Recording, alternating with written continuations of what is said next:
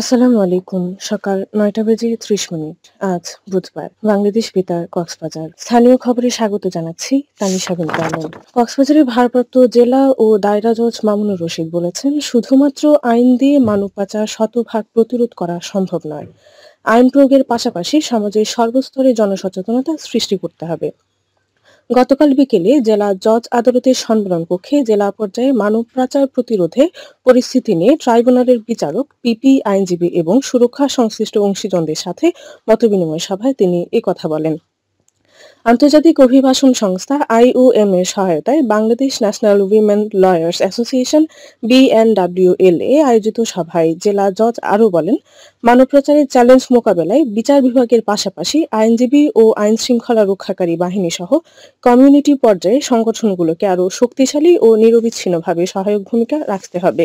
BNWLA এর chairman advocate সীমা জহুরের সভাপতিত্বে এতে নারী ও শিশু নির্যাতন দমন ট্রাইব্যুনাল ২ এর বিচারক, জেলা ও দায়রা জজ উসমান গনি সহ অন্যান্যরা বক্তব্য রাখেন। বর্তমানে কক্সবাজারের ৩টি ট্রাইব্যুনালে ৪৫২টি মানব পাচারের মামলা বিচারাধীন রয়েছে বলে জানান বক্তারা। কক্সবাজার জেলা প্রশাসক গোল্ড কাপ ফুটবল টুর্নামেন্টের ফাইনালে স্টেডিয়ামে ভাঙচুর, হামলা ও অগ্নিসংযোগের ঘটনায় রবিউল নামে একজনকে আটক করেছে পুলিশ।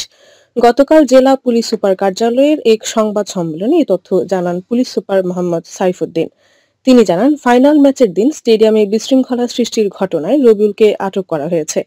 তিনি টিকিট ছাড়া টাকা নিয়ে স্টেডিয়ামে দর্শক প্রবেশ করানো সহ দালাল চক্রের সঙ্গে যুক্ত ছিলেন। পুলিশ সুপার বলেন, এ ঘটনার সঙ্গে জড়িতদের বিরুদ্ধে সব ধরনের আইনানুগ ব্যবস্থা নেওয়া হবে। গত ১৪ সেপ্টেম্বর জেলা ক্রীড়া কর্মকর্তা মোহাম্মদ আলাউদ্দিন বাদী হয়ে ২ ইজারাদারের নাম উল্লেখ করে প্রায় ৭০০ জনকে আসামি করে মামলা দায়ের করেন। একই দিন পুলিশের উপর হামলা, সরকারি সম্পত্তি ভাঙচুর এবং আইন শৃঙ্খলা পরিস্থিতি অবনতির অভিযোগে আরও ৩০০ জনকে আসামি করে সদর মডেল থানায় মামলা করে পুলিশ। কক্সবাজারে ডাকাতির প্রস্তুতিকালে অস্ত্রসহ ডাকাত দলের এক সদস্যকে গ্রেফতার করেছে পুলিশ।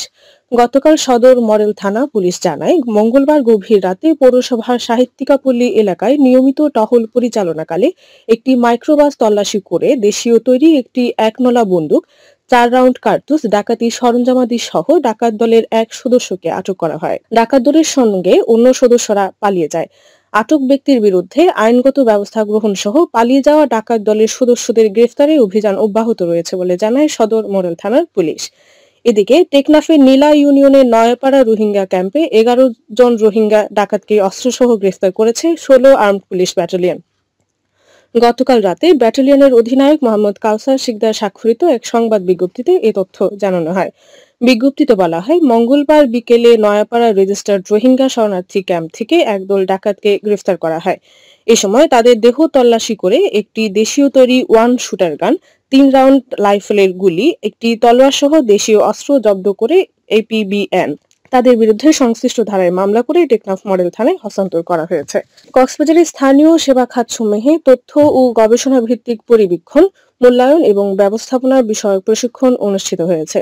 গতকাল সদর উপজেলা BRDB হলরুমে ভয়েসেস ফর চেঞ্জ প্রকল্পের আওতায় ২টি বেসরকারি সংস্থা এ প্রশিক্ষণের আয়োজন করে। এ সময় সেবা খাতসমূহে নাগরিকের সেবা প্রাপ্তি নিশ্চিত, তথ্য অধিকার আইন, কমিউনিটি স্কোর কার্ড সহ অন্যান্য বিষয়ে আলোচনা করা হয়। এছাড়া অংশগ্রহণ ও সহযোগিতামূলক প্রক্রিয়ার মাধ্যমে নাগরিক ও সরকারের মাঝে পারস্পরিক সম্পর্ক তৈরি করে নাগরিক সেবাসমূহ নিশ্চিত করাই এ প্রশিক্ষণের লক্ষ্য বলে জানান আয়োজকরা। মহেশখালীর হোয়ানক ইউনিয়নে অগ্নিকাণ্ডে ক্ষতিগ্রস্তদের সহায়তা প্রদান করেছে উপজেলা প্রশাসন। এ সময় উপজেলা প্রকল্প বাস্তবায়ন কর্মকর্তা কাউসার আহমেদ ও স্থানীয় জনপ্রতিনিধি সহ অন্যান্যরা উপস্থিত ছিলেন।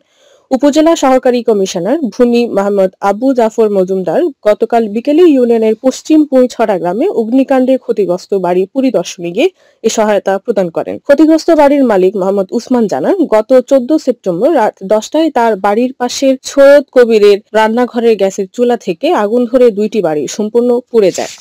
টেকনাফে অভিযান চালিয়ে ৪০,০০০ পিস ইয়াবাসহ এক মাদক কারবারিকে আটক করা হয়েছে। সোমবার রাতে র্যাব ও বিজিবি যৌথভাবে নীলা ইউনিয়নের দমদমিয়া এলাকায় এ অভিযান পরিচালনা করে। গতকাল দুপুরে ২ বিজিবি ব্যাটালিয়নের অধিনায়ক লেফটেন্যান্ট কর্নেল মোহাম্মদ আশিকুর রহমান স্বাক্ষরিত এক সংবাদ বিজ্ঞপ্তিতে এই তথ্য জানানো হয়। তিনি জানান, আটক মোহাম্মদ সলিম মিয়ানমারের বুথিডং এলাকার মোহাম্মদ জাহিদ হোসেনের ছেলে। তার বিরুদ্ধে সংশ্লিষ্ট ধারায় মামলা করে টেকনাফ মডেল থানায় হস্তান্তর করা হয়েছে বলে জানান বিজিবির এ কর্মকর্তা। আবহাওয়া এখন জানিয়ে দিচ্ছি বাঁকখালী নদীর মোহনা ও সংলগ্ন এলাকার সামুদ্রিক জোয়ার ভাটার সময়সূচি। আজ ভাটা শুরু হয়েছে সকাল 7টা 38 মিনিটে, চলবে দুপুর 2টা 17 মিনিট পর্যন্ত। জোয়ার শুরু হবে দুপুর 2টা 17 মিনিটে, চলবে রাত 8টা 31 মিনিট পর্যন্ত। খবর শেষ হলে আমাদের পরবর্তী খবর প্রচারিত হবে আজ দুপুর 2টা বেজে 30 মিনিটে।